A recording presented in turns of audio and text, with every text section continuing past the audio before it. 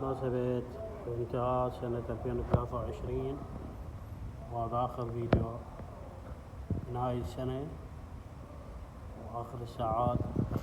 أتمنى لكم إن شاء الله عام جديد مليء بالحب والسعادة، بعيدا عن الأحزان، إن شاء الله على عراقنا الحبيب.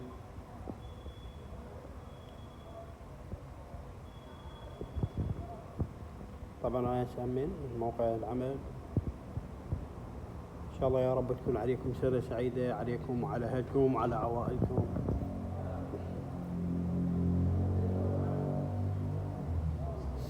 هاني